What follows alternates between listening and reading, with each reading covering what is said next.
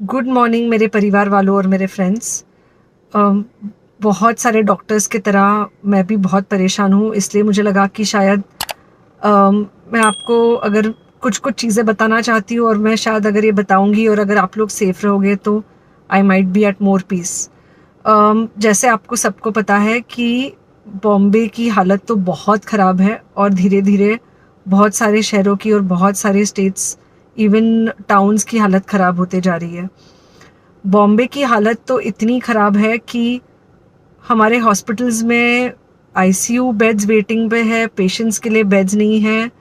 It's a very very helpless, यानी मुझे इतना हेल्पलेस और लाचार कभी फील नहीं हुआ है। We have to literally manage patients at home with oxygen, and this is not something we are enjoying. So I really want all of you to follow a few things that I really am requesting you to follow. First, आप लोग please safe रहो। अगर आपको लग रहा है कि आपको 1 साल से कोरोना नहीं हुआ है इसलिए आप कोई सुपर हीरो हो या आपकी इम्यूनिटी बहुत अच्छी है और आपको ऐसे कुछ नहीं होगा, तो आप गलत फहमी में हो। हम यंग लोगों को देख रहे हैं। I mean we have a 35-year-old who's on the ventilator and we are not able to help people now. So we do not want, we really don't want any of you to be in that situation. So sorry, I think ये जो emotional breakdown है हम doctors में अब सबको कोई ना कोई समय हो रहा है, because we not been so helpless. Okay, so most importantly please take care of yourself. Right now COVID is everywhere around you. Okay, तो अगर आप घर से बाहर निकलो, maybe you meeting your friends, maybe you meeting your family, it does not matter, you have to be masked. Okay, just because आपको अभी 1 साल से कोरोना नहीं हुआ है या आपको पिछले साल कोरोना होकर जा चुका है, इसका मतलब ये नहीं है कि आपको वापस कोरोना नहीं हो सकता। You can still get COVID. तो please keep yourself very well masked at all times. अगर आप घर से बाहर निकल रहे हो तो घर के बाहर निकलो, मास्क होना चाहिए। मास्क सिर्फ इधर नहीं, मास्क पूरा नाक से पूरा यहाँ तक होना चाहिए। दूसरी बात, अगर आपको कुछ होता है, अगर आपको बुखार आता है या कुछ होता है, पैनिक मत होइए। Do not get unneeded investigations done. Get in touch with me obviously immediately.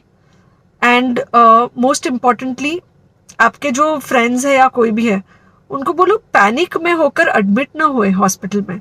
फिलहाल जो सिचुएशन है वो ऐसी है कि बहुत सारे हॉस्पिटल्स में स्टेबल पेशेंट्स एडमिट हो रहे हैं और बहुत सारे लोग जिनको एक्चुअली ऑक्सीजन की ज़रूरत है उनके लिए हमारे पास बेड नहीं है।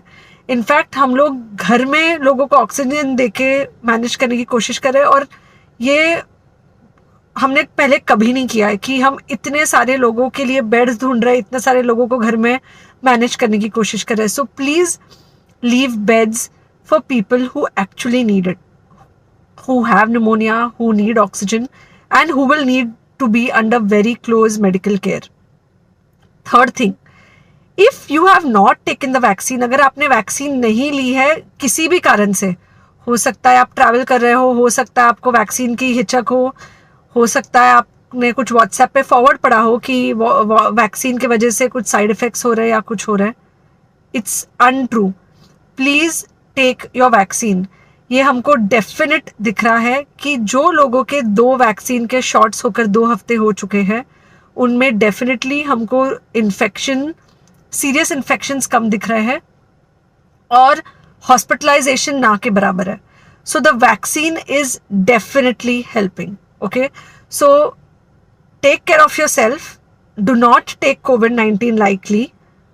Please pray for the people in the hospital and please pray for the families and the caretakers of all these people in the hospital. उनको आपके प्रार्थना की बहुत ज़रूरत है और सबसे ज़्यादा ज़रूरत है कि आप अपना ध्यान रखें। ओके, एंड बस घर पे रहो। आप कुछ हफ्तों तक सिर्फ घर पे रहो जब तक हम ये सिचुएशन ऐसे हैंडल कर सके कि हम एटलीस्ट कुछ हो जाए तो हम हॉस्पिटल में पेशेंट्स को ले सके। फ़िलहाल हालत ऐसी है कि डॉक्टर्स और डॉक्टर्स के रिलेटिव्स को भी नहीं मिल रहा है बेड, तो आप सोचिए कि it's an absolutely helpless situation. Okay, I think अगर हम सब इतना ध्यान रखेंगे, we will definitely come through this second wave very well. Okay, and then we will have to work on not allowing a third wave. So third wave का हम बाद में सोचेंगे, वो तो नहीं आना चाहिए, पर जो ये सेकेंड वेव है इससे हमको कोई भी हालत में एकदम सेफली निकलना है. Okay, take care, I really love you.